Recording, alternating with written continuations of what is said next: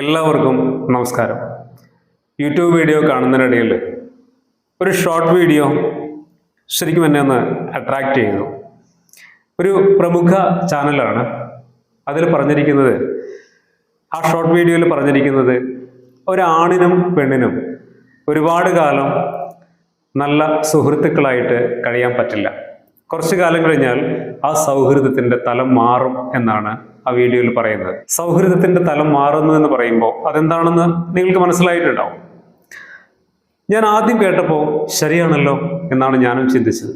പക്ഷേ അതിനെക്കുറിച്ച് കൂടുതൽ ചിന്തിക്കാൻ തുടങ്ങിയപ്പോൾ എനിക്ക് തോന്നിയ ഒരു കാര്യം, ആ പറഞ്ഞതിൽ 100% അത് ശരിയല്ലല്ലോ. അങ്ങനെ ഒരു ആണിനും പെണ്ണിനും ഒരുപാട് കാലം നല്ല സുഹൃത്തുക്കളാകാൻ പറ്റില്ലേ? ശരിക്കും എനിക്ക് തോന്നിയിട്ടുള്ളത്, ഒരാണിനും പെണ്ണിനും എത്ര കാലം വേണമെങ്കിലും നല്ല സുഹൃത്തുക്കളായിട്ട് കഴിയാൻ പറ്റും. ആ സൗഹൃദത്തിൻ്റെ തലങ്ങളൊന്നും മാറിപ്പോവില്ല എന്നാണ്.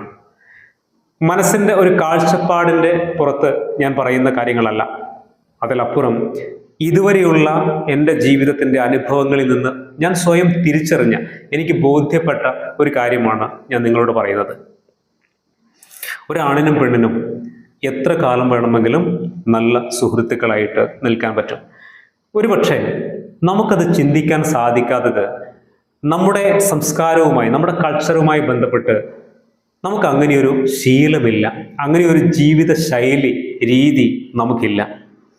ഒരാണും പെണ്ണും ഒന്നിച്ച് നടന്നാൽ പോലും ഇപ്പോഴും കുറ്റം പറയുന്ന ഈ പുതിയ കാലത്ത് ഒരുപാട് കാലം നല്ല സുഹൃത്തുക്കളായിട്ട് കഴിയാൻ പറ്റുമെന്ന് ചിന്തിക്കാൻ മാത്രമുള്ള മാനസികമായ വളർച്ച നമുക്കിപ്പോഴും സാധിച്ചിട്ടില്ല എന്നാണ് എനിക്ക് തോന്നിയിട്ടുള്ളത്.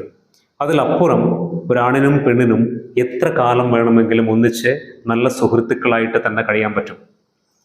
രണ്ട് ആണുങ്ങൾ അല്ലെങ്കിൽ രണ്ട് പുരുഷന്മാർ എങ്ങനെയാണോ ഇടപഴകുന്നത് അതേ രീതിയിൽ തന്നെ ആ സൗഹൃദത്തെ കൈകാര്യം ചെയ്യുവാൻ ഒരാണിനും പെണ്ണിനും സാധിക്കും എന്നുള്ളത് ഒരു വസ്തുതയാണ്. അത് മാത്രവുമല്ല, ഒരുപക്ഷെ ഏറ്റവും നല്ല സൗഹൃദങ്ങളുടെ കൂട്ടത്തിൽ ഒരുപക്ഷെ ഒരാണും പെണ്ണും ഒന്നിച്ചുള്ള സൗഹൃദത്തിനാണ് കൂടുതൽ ഒരു പോസിറ്റീവായിട്ടുള്ള ഒരു എനർജിയും വൈബും ഉള്ളത്. നിങ്ങൾ അത് ചിന്തിച്ച് നോക്കിക്കഴിഞ്ഞാൽ, അത് അനുഭവിക്കുന്ന ആളുകളാണെങ്കിൽ, അങ്ങനെയുള്ള സൗഹൃദങ്ങൾ ഉള്ള ആളുകളാണെങ്കിൽ അവർക്കത് മനസ്സിലാവും. കുറെ കൂടി ഒരു പോസിറ്റീവ് എനർജി അങ്ങനെയുള്ള സൗഹൃദങ്ങളുള്ള ആളുകളുടെ ജീവിതത്തിൽ കാണാൻ പറ്റും.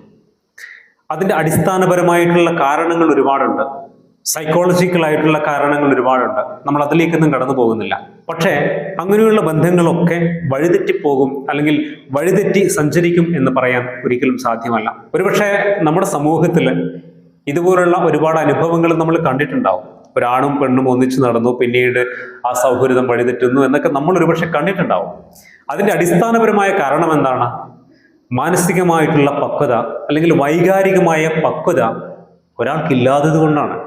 അല്ലാതെ അങ്ങനെയുള്ള സൗഹൃദങ്ങൾ മോശമായതുകൊണ്ടല്ല. ഓരോ ബന്ധങ്ങൾക്കും ഏത് ബൗണ്ടറി നിശ്ചയിക്കണം എന്ന് തീരുമാനിക്കാനുള്ള കഴിവ് നമുക്കില്ലാതുകൊണ്ടുള്ള പ്രശ്നമാണ്. നമ്മുടെ ജീവിതത്തിലുള്ള എല്ലാ ബന്ധങ്ങൾക്കും വ്യത്യസ്തമായിട്ടുള്ള ബൗണ്ടറികളാണ് ഉള്ളത്. ആ വ്യത്യസ്തമായിട്ടുള്ള ബൗണ്ടറികളെ കൃത്യമായി മനസ്സിലാക്കി ഓരോ ബന്ധങ്ങളിലും അപ്ലൈ ചെയ്യാൻ സാധിച്ചാൽ നമുക്ക് ഏത് ബന്ധങ്ങളെയും നമുക്ക് നല്ല രീതിയിൽ കൈകാര്യം ചെയ്യാൻ പറ്റും. പക്ഷെ അത് മനസ്സിലാക്കുവാനോ അത് പഠിക്കുവാനോ ഒന്നും നമ്മുടെ സമൂഹത്തിൽ അങ്ങനെയൊരു കൾച്ചർ ഇല്ല. അതുകൊണ്ട് തന്നെ നമുക്ക് അങ്ങനെയുള്ള സൗഹൃദങ്ങൾ കാണാനും സാധ്യത വളരെ കുറവാണ്, അല്ലെ?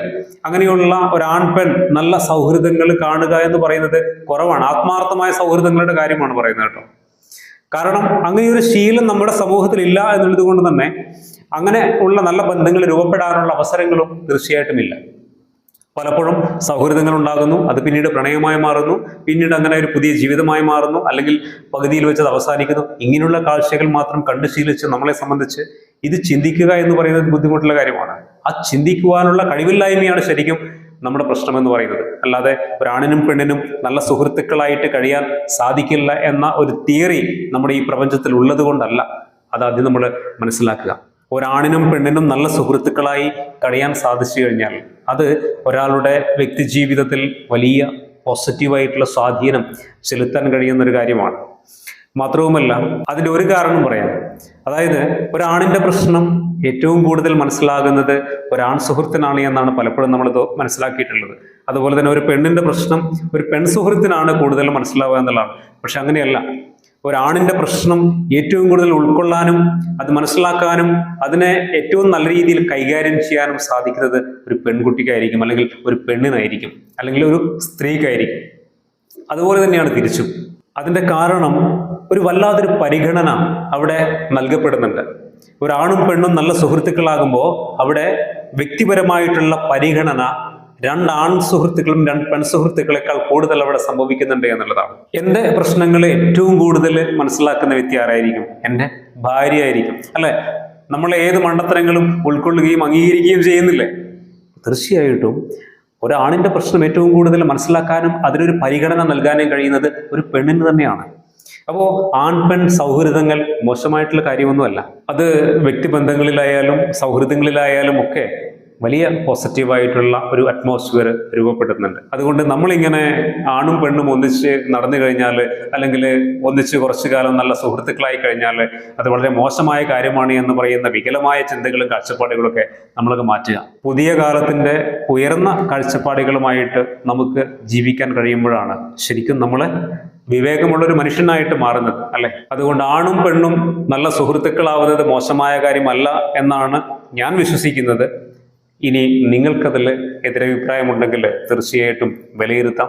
പക്ഷേ നമ്മുടെ ഇടുങ്ങിയ ചിന്താഗതിയുമായിട്ട് മുന്നോട്ട് പോയി അതല്ലെങ്കിൽ ഉയർന്ന നിലവാരത്തിൽ നമുക്ക് ചിന്തിക്കാൻ കഴിയാത്തത് കൊണ്ട് നമുക്ക് അങ്ങനെയുള്ള ശീലങ്ങളോ അനുഭവങ്ങളോ ഇല്ല എന്ന് കരുതി ഇങ്ങനെയുള്ള ചില നല്ല കാര്യങ്ങളെയൊക്കെ നമ്മൾ വികലമായി കാണുന്നത് ശരിക്കും അത്ര സുഖകരമായ കാര്യമായിരിക്കില്ല. അത് സാമൂഹികമായ മികച്ച ഒരു സന്തുലിതാവസ്ഥയ്ക്ക് അത് ഗുണം ചെയ്യില്ല എന്ന് മാത്രമാണ് നിങ്ങളോട് പറയാനുള്ളത്. ഏതായാലും നിങ്ങളുടെ അഭിപ്രായങ്ങൾ നിങ്ങൾ കൃത്യമായി രേഖപ്പെടുത്തുക. മറ്റൊരു പുതിയൊരു വിഷയവുമായിട്ട് നമുക്ക് വീണ്ടും കാണാം. എല്ലാ പ്രിയപ്പെട്ടവർക്കും ഒരിക്കൽ കൂടി നന്ദി.